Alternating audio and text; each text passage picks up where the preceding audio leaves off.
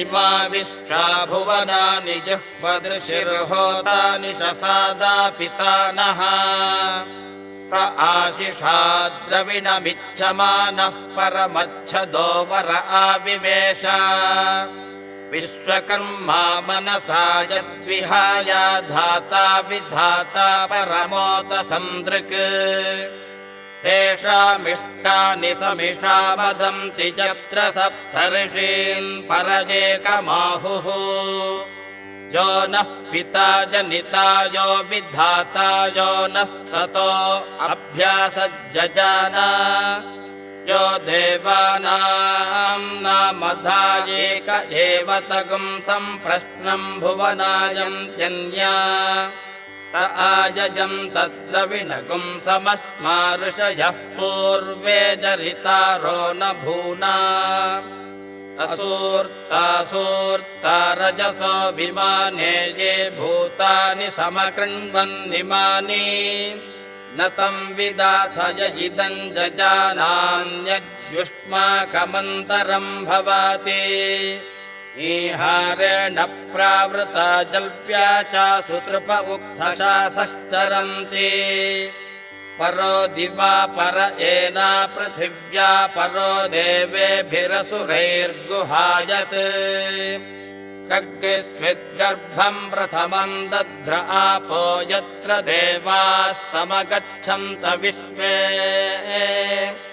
तमिद्गर्भं प्रथमं दध्र आपो यत्र देवाः समगच्छन्त विश्वे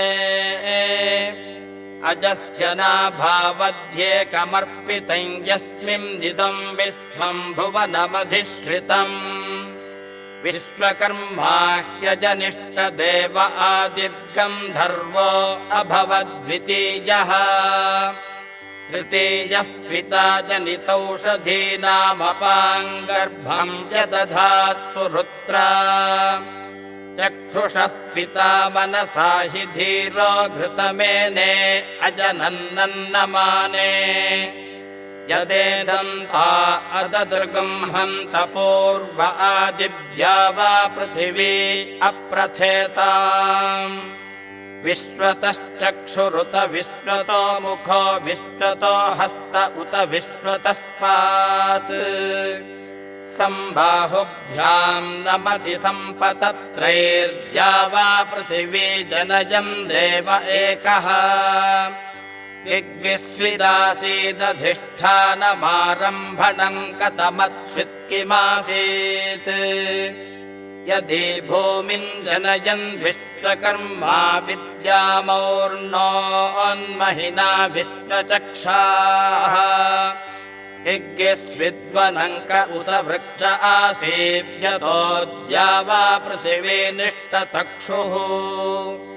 मनीषिणो मनसा पृच्छते दूतद्यदध्यतिष्ठद्भुवनानि धारयन् या ते धामानि परमाणि या वमा या मध्यमा विश्वकर्मं नुते मा